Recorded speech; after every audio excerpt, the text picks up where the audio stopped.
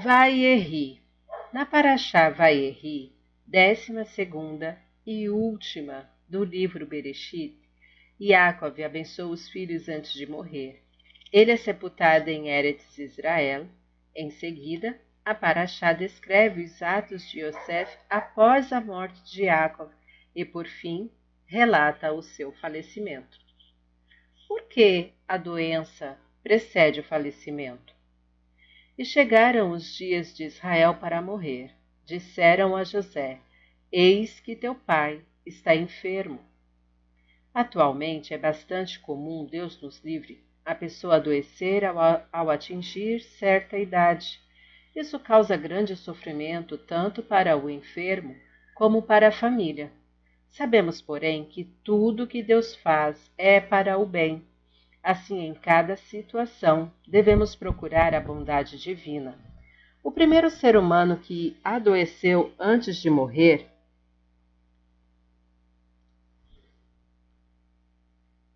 foi Yaakov, como consta na Parashá desta semana. Disseram a José: Eis que teu pai está enfermo. Segundo o Midrash Rabbah, o próprio Yaakov pediu a Deus que a morte fosse precedida pela enfermidade.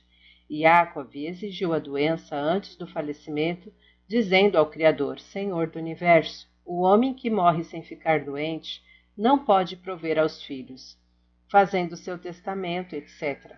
Contudo, se adoece por 2 ou 3 dias antes de falecer, ele teria tempo para orientar os seus descendentes. Deus respondeu: Você me pede algo excelente que terá início com você mesmo. Portanto, disseram a José: Eis que teu pai está enfermo. Aprendemos desse Midrash que a doença antes do falecimento pode ser interpretada de 2 maneiras: sofrimento para a pessoa, preparação para a família. Vimos que Deus concordou com um pedido de Yaakov para que a morte não pegasse os familiares de surpresa e eles pudessem aprontar-se para um momento tão difícil. Quando um chefe de família falece subitamente, Deus nos livre, o sofrimento dos parentes é enorme. Por outro lado, quando a morte ocorre após um período de doença, o abalo é menor, pois a família está preparada na medida do possível para este evento. Essa ideia nos permite enxergar o lado bom de um ato aparentemente severo. Deus faz o indivíduo adoecer para aliviar a dor da família. Rogamos a Deus que prolongue nossa vida e, quando chegar a hora, tudo transcorra de forma piedosa. A bondade seja visível, não haja dor. Contudo, nem sempre é assim. Obviamente, os caminhos de Deus nos são ocultos, mas podemos ter certeza de que tudo o que ele faz é para o bem de todos, tanto do enfermo como dos parentes. Em tal circunstância, os familiares devem amenizar o sofrimento do doente, buscando médicos e meios de cura, e também alegrá-lo, como observamos na seguinte história. O Rabi Levi Yitzhak de Berdichev interessava-se pelos doentes de sua cidade e os visitava com frequência. Certa vez notou que um enfermo estava extremamente inquieto e perguntou-lhe o que o perturbava.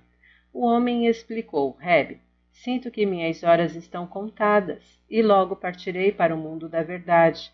Estou preocupado, pois não sei qual será o meu destino quando eu chegar lá. O Rebbe levantou-se e disse: Eu lhe dou de presente o meu Olam Rabá, mundo vindouro, inteiro. O acordo foi selado imediatamente. O doente animou-se bastante, mas faleceu uma hora depois. Um dos discípulos mais próximos do Rebbe indagou: Se sabia que lhe restava tão pouco tempo de vida, por que o senhor fez isso? O Rabi Levi Yitzhak respondeu: Para mim é um prazer entregar todo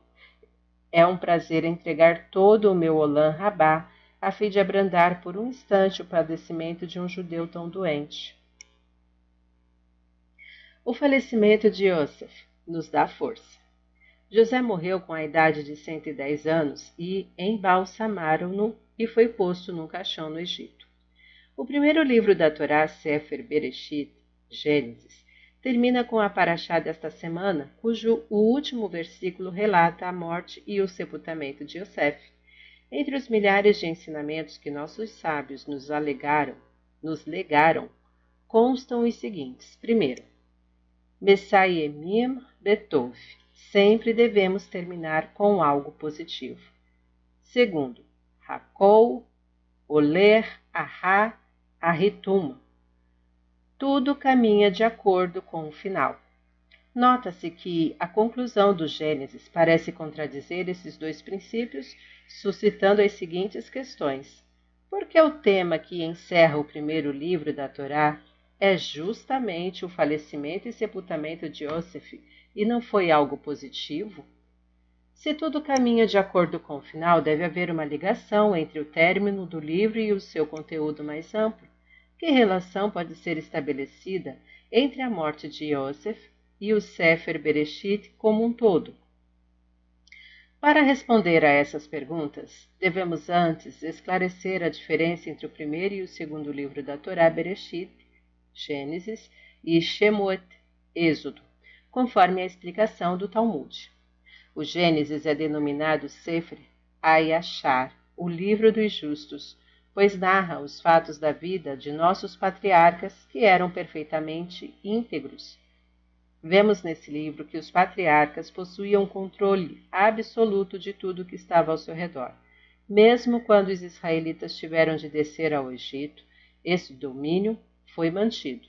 Por exemplo, era evidente que a fartura egípcia resultava da bênção de Jacob, e Yosef tornou-se vice-rei.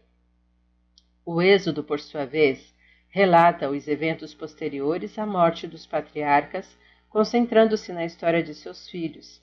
Descreve logo em seu início o exílio e escravidão dos israelitas, agora subjugados. Narmânides afirma que Maasei Avot Siman Labanim, os atos dos pais, devem servir de ensinamento para os filhos. Explica-se ainda que, além de terem valor instrutivo, esses atos são uma fonte de força para seus descendentes. Portanto, o fato de os patriarcas exercerem domínio sobre os acontecimentos possibilita que seus filhos sejam igualmente capazes de controlar sua própria vida, o que inclui livrar-se completamente de qualquer forma de exílio ou situação desagradável.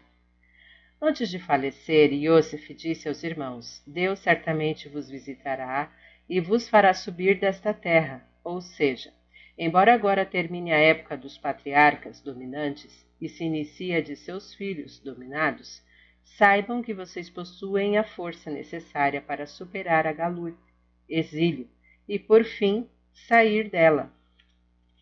Logo, a conclusão da paraxá com o relato da morte e sepultamento de Yosef no Egito, onde seus filhos viveriam no exílio que então começava, nos transmite a força que emana do conteúdo do Gênesis como um todo para suportarmos a condição de exilados até finalmente nos libertarmos. Compreendemos então que esse final escolhido para o Gênesis é plenamente coerente com a ideia geral do livro e não contradiz o princípio de terminar com algo positivo, pois apresenta um episódio extremamente benéfico para nós, uma fonte de força e energia que nos permitiria suportar as adversidades que estavam por vir. Era uma vez o alfaiate com poder de abençoar. Na época do Baal Shem Tov, viviam na cidade de Vilna 2 alfaiates simples. Não eram grandes especialistas em seu ofício, por isso só costuravam para pessoas humildes.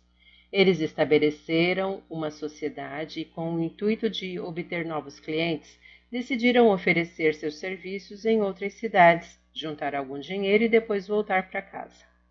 Assim fizeram. Passados alguns anos, no caminho de regresso ao lar, os alfaiates pararam numa aldeia e se hospedaram na casa do judeu que ali morava. Ele trabalhava como fiscal para um conde, o proprietário das terras daquela região. Os hóspedes notaram que algo incomodava seu anfitrião e lhe perguntaram: por que você está tão preocupado e tenso? Inicialmente ele não quis falar do assunto, porém os alfaiates insistiram e o homem resolveu abrir-se com eles. A filha de meu senhor se casará em breve. Ele encarregou-me de encontrar um alfaiate para fazer o vestido de noiva. Já viajei a diversos lugares, trouxe exímios costureiros, mas nenhum lhe agradou. Se eu não conseguir achar um profissional que o satisfaça, ele me expulsará da aldeia. Estou desesperado, não sei o que fazer. Os dois alfaiates imediatamente pensaram: talvez Deus esteja nos dando uma oportunidade de trabalho. Então disseram ao homem: somos alfaiates, avise ao conde que faremos o vestido. Com um sorriso ele respondeu: mas eu já lhes expliquei que os profissionais mais renomados foram recusados. Como posso propor que vocês executem o trabalho? Os alfaiates persistiram. Justamente porque as exigências dele não parecem razoáveis. Talvez nós possamos contentá-lo. O anfitrião, convencido de que não tinha nada a perder, concordou em apresentá-los a seu senhor. O conde solicitou uma amostra do trabalho que os alfaiates logo fizeram. Para a surpresa de todos, o conde gostou do que viu e encomendou-lhes o enxoval completo da noiva. Os alfaiates trabalharam com afinco na casa do judeu e no prazo estipulado entregaram todas as peças. Muito agradecido, o conde remunerou-os bem pelo serviço e elogiou efusivamente o fiscal por ter encontrado profissionais tão hábeis, dizendo-lhe que poderia continuar a exercer o seu ofício na aldeia. A esposa do fiscal percebeu que os alfaiates tinham um bom coração e se alegraram quando o conde permitiu que seu marido permanecesse no cargo.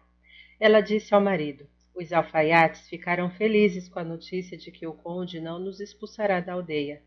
Talvez eles possam ajudar o outro fiscal, também judeu, que está preso, e consigam libertá-lo. O fiscal contou a seus hóspedes que um judeu não pagara o aluguel ao conde, por isso foi encarcerado com toda a sua família num calabouço. Já havia algum tempo que ele esperava que alguém pagasse a dívida e os resgatasse. Os alfaiates perguntaram qual era o valor da dívida e o fiscal respondeu: 300 rublos. Eles se entreolharam e um indagou o outro: o que você acha? Se a quantia fosse menor, eu realizaria essa importante mitzvah. Porém, por tanto dinheiro não será possível. Depois de refletir alguns minutos, o primeiro alfaiate afirmou: desejo desfazer nossa sociedade. Faremos as contas e dividiremos igualmente os lucros. Os cálculos mostraram que cada um receberia exatamente 300 rublos, o que os deixou perplexos. Vendo que o colega estava decidido a usar todo o seu dinheiro para resgatar os prisioneiros, o outro alfaiate tentou dissuadi-lo, porém sem sucesso. Assim, todo o lucro obtido por um dos sócios em tantos anos de trabalho foi empregado no resgate. A família, muito emocionada, agradeceu-lhe calorosamente. Todos choraram diante de um ato tão generoso. Os dois alfaiates retornaram a Vilna. O que voltou com dinheiro fez investimentos, abriu lojas e teve muito êxito.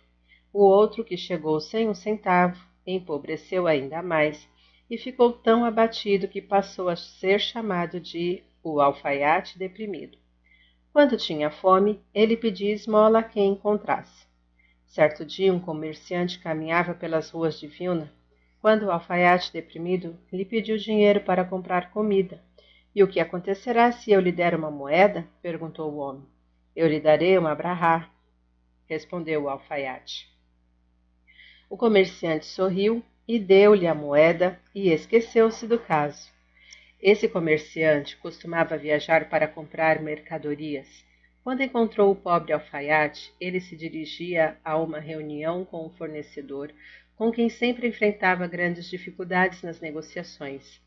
Naquele dia, porém, o negócio foi fechado facilmente e rendeu um enorme lucro ao comerciante.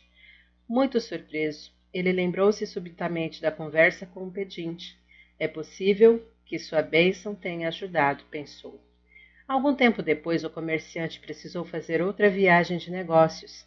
Dessa vez, primeiro foi falar com o pedinte, doou-lhe uma moeda e solicitou uma bênção.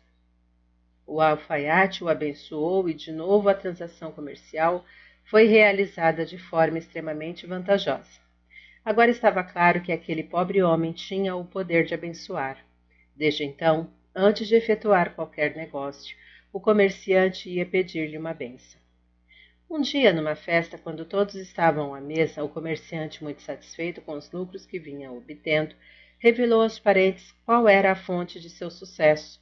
A notícia espalhou-se e o que antes era segredo passou a ser do conhecimento público.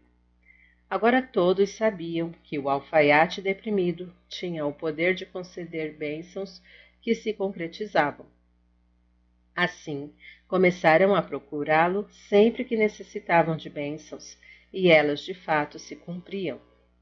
2 alunos do Baal Shem Tov, que estavam em Vilna, ouviram falar do alfaiate abençoador. Quando reencontraram o mestre, comentaram o fenômeno com ele. O Baal Shem Tov pediu-lhes que na próxima vez que fosse a Vilna, trouxesse o homem para conhecê-lo. Os alunos assim fizeram. O Baal Shem Tov, então, indagou ao alfaiate que mérito ele tinha para possuir tal poder de abençoar. O alfaiate nem compreendeu a pergunta.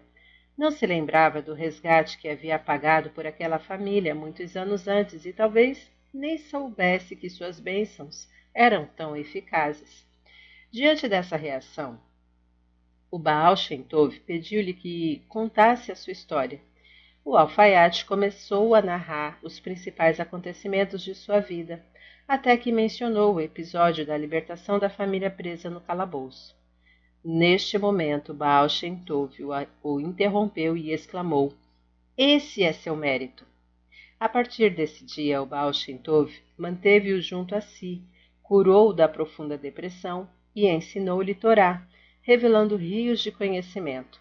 O alfaiate tornou-se um grande tzadik e importante discípulo do Baal Shem Tov.